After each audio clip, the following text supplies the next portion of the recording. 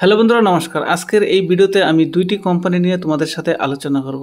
প্রথমটি হচ্ছে মহানগর টেলিকম লিমিটেড অর্থাৎ এমটিএনএল, আর দ্বিতীয়টি হচ্ছে এনবিসিসি ইন্ডিয়া লিমিটেড। এই দুইটি কোম্পানিতে আজকে ভালো একটা উপরের দিকে মুভ দেখিয়েছে। এনবিসিসি যদি দেখি মোটামুটি 2.5% একটা র্যালি দেখিয়েছে, আর মহানগর টেলিফোন নিগম লিমিটেডের কথা দেখি তাহলে 5%-এর একটা আপার সার্কিট লাগিয়েছে অনেক দিন পরে। এর যদি এক মাসের আমরা চার্ট দেখি বা 6 মাসের চার্ট দেখি তাহলে দেখবো একটা ভালো রিটার্ন দেওয়ার পরে অর্থাৎ মোটামুটি 100 টাকার উপরে হাই লাগিয়েছিল। 102 টাকা এক্স্যাক্ট 102 টাকার মতো হাই লাগানোর পরে কোম্পানিটা মোটামুটি যদি হাই লেভেল থেকে দেখি তাহলে মোটামুটি 40-45%-এর একটা ডাউন সাইডে চলে এসেছে। তো তারপরে আজকে একটা ভালো নিউজ আসার পরে আজকে এই কোম্পানিতে 5% আপার সার্কিট লাগিয়েছে। তাহলে চলো দেখি সেই নিউজটা। এনবিসিসি এবং এমটিএল এর মধ্যে 1600 কোটি টাকার একটা প্রজেক্ট সাইন হয়েছে। এই প্রজেক্ট সাইন হওয়ার পরেই কোম্পানিতে এই র্যালিটি দেখিয়েছে। আমরা যদি প্রজেক্টের ডিটেলস দেখি তাহলে দেখব NBCC on Wednesday post market hours had announced that the memorandum of understanding MOU has been signed between NBCC Limited and Mahanagar Telephone Nigam Limited on 11 September 2024 collaborate to develop a prominent land parcel of MTNL measuring approximately 13.88 acre located in Pankha road, new Delhi. MTNL এর যে পানখা অর্থাৎ নতুন দিল্লির যে পানখা road রয়েছে সেই পানখা রোডে MTNL এর সাথে কোলাবরেট হয়েছে এনবিসিসির। কি জন্য? যে তারা দুজনে মিলে প্রমিনেন্ট ল্যান্ড ডেভেলপ করবে। আর এই প্রজেক্টটি 13 একর জমিতে রয়েছে। টাকার অঙ্কে যদি দেখি মোটামুটি 1600 কোটি টাকা এই প্রজেক্টটিতে খরচ হবে। আর এই প্রজেক্টটি যখনই সাইন হয়েছে নোভামা তাদের নতুন টার্গেট দিয়েছে এনবিসিসির জন্য 198 টাকা, অর্থাৎ বর্তমানে যে প্রাইস আছে সেখান থেকে একটা আপসাইডে গিয়ে 198 টাকা পর্যন্ত একটা টার্গেট নোভামা দিয়েছে। এর আগে আমরা দেখেছি যে এনবিসিসি 15,000 কোটি টাকার একটা বড় প্রজেক্ট পেয়েছিল শ্রীনগর থেকে। তারপরে এই 1600 কোটি টাকার একটা ভালো প্রজেক্ট, এর জন্য আজকে কোম্পানিতে 2%-এর উপর একটা র্যালি দেখিয়েছে।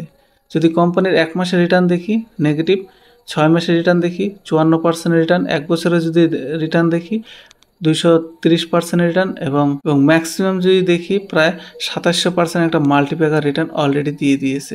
অর্থাৎ এই সরকারি কোম্পানিটি আগামী সময় একটা ভালো রিটার্ন দেওয়ার ক্ষমতা রাখে। অন্যদিকে যে আমরা মহানগর টেলিফোন নিগম লিমিটেডের কথা বলি সেখানেও মোটামুটি এক মাসে নেগেটিভ, 6 মাসে যদি দেখি 54% পজিটিভ রিটার্ন দিয়েছে। কিন্তু হাই লেভেল থেকে আমরা এর আগেও দেখালাম যে মোটামুটি 45%-এর ডাউন সাইডে গিয়েছে। আজকে যদি দেখি 44% এখনও হাই লেভেলের থেকে নিচে রয়েছে। এই কোম্পানির মধ্যে ফান্ডামেন্টাল কিচ্ছু নেই, শুধুমাত্র news base company.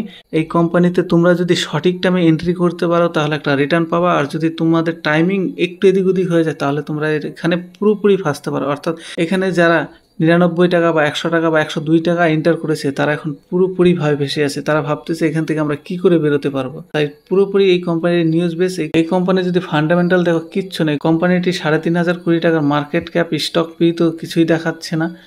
R return on capital employed negative, return on equity কিচ্ছু নাই, বুক ভ্যালু রয়েছে মাইনাসে, কিচ্ছু নাই, মানে একদম ফান্ডামেন্টাল জিরো। এখানে কোম্পানি যদি রেজাল্ট দেখো তাহলে দেখবে কোম্পানির নেট প্রফিটে মাইনাস মাইনাস মাইনাস মাইনাস কিচ্ছু না, অর্থাৎ কোম্পানি লাগাতার মাইনাসে রয়েছে, অর্থাৎ লস মেকিং কোম্পানি। এখানে লাগাতার লস হয়ে যাচ্ছে, এর জন্য কোম্পানি এতটা নিচে চলে গিয়েছিল।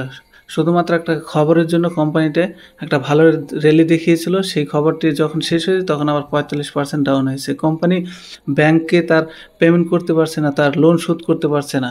কোম্পানির লোনের পরিমাণ যদি দেখি তাহলে দেখো 30,000 কোটি টাকার, একটা 3,000 কোটি টাকার মার্কেট ক্যাপের কোম্পানি, সেখানে 30,000 কোটি টাকার লোন।